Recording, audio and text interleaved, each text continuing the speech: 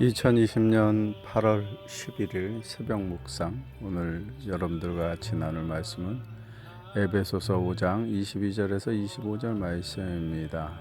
제가 읽어드립니다. 아내들이여 자기 남편에게 복종하기를 주께 하듯 하라. 이는 남편이 아내의 머리됨이 그리스도께서 교회의 머리됨과 같음이니 그가 바로 몸의 구주시니라.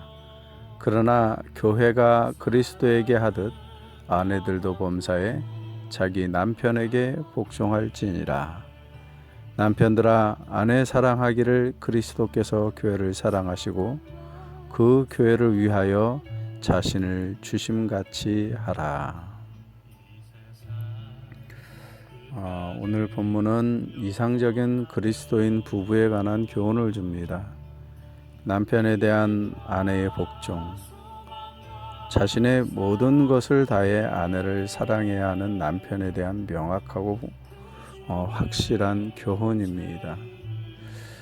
어제 프론티어 톡방에 이준호 목사님께서 글을 하나 올려주셨습니다. 부부지간의 대화와 배려에 대해 깊이 생각할 수 있는 깊은 울림을 주기에 제가 오늘은 그 내용을 잠깐 소개하고자 합니다. 모든 그리스도인들은 다 하나님의 말씀 안에서 그렇게 순종하려고 합니다.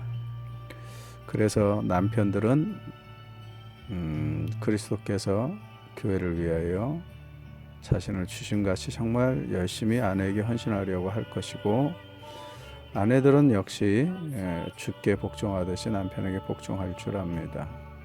문제는 그렇지 못한 데서 생기지 않습니까? 그러기에 오늘 글이 우리에게 많은 생각을 할 수 있는 부분을 주리라 생각하고 제가 올려주신 그 글을 그대로 한번 읽어보겠습니다. 60이 넘은 어느 부부가 성격 차이를 이유로 이혼을 했습니다. 성격 차이로 이혼하게 된 그 할아버지와 할머니는 이혼한 그날 이혼 수속을 부탁했던 변호사와 함께 마지막 저녁 식사를 통닭집에서 했습니다. 주문한 통닭이 나오자 할아버지는 평소에 자기가 그렇게 좋아하던 날개 부위를 찢어 할머니에게 권했습니다. 할아버지가 할머니에게 닭고기를 권하는 모습이 얼마나 진지하고 정성스럽게 보였는지, 어쩌면 이 노부부가 다시 화해할 수도 있을지도 모르겠다고 변호사가 생각하는 순간 전혀 예상하지 못한 상황이 펼쳐졌습니다. 아주 기분이 상한 표정으로 할머니가 마구 화를 내며 소리를 쳤기 때문입니다. 당신은 지난 30년간 늘 그래왔어. 항상 자기 중심적으로 생각하던 그 버릇이 이혼하는 날까지도 변함이 없으니 난 다리 부위를 좋아하는데 또다시 날개를 주는 것을 보니 당신은 지금까지 내가 어떤 부위를 좋아하는지 한 번이라도 물어본 적이 없어.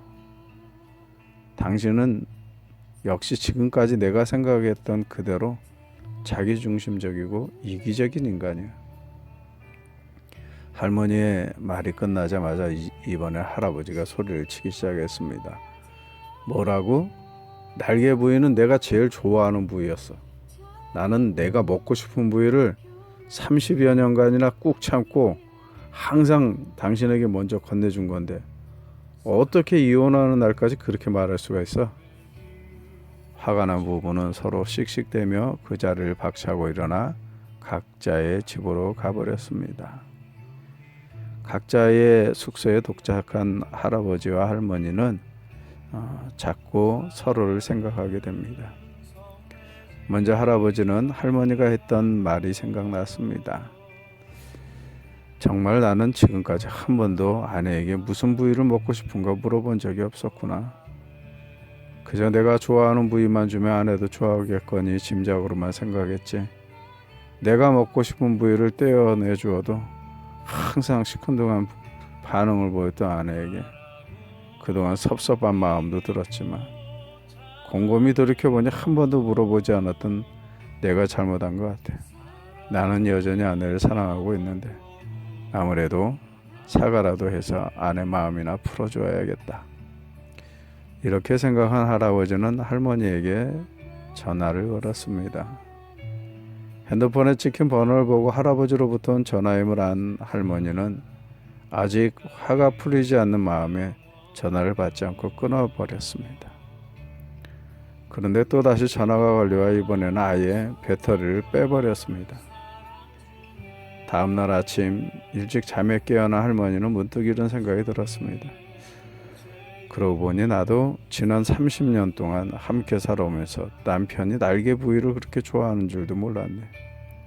자기가 좋아하는 부위를 그렇게 나에게 먼저 떼어주었는데도 그 마음을 몰라주고 그저 뾰루퉁한 얼굴만 보여주었으니 얼마나 섭섭했을까.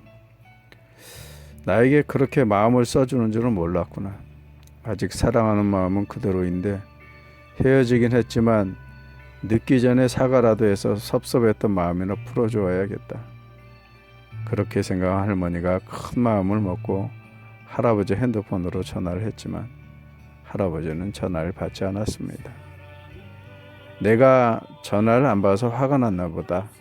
그렇게 생각하고 있는데 낯선 전화가 걸려왔습니다.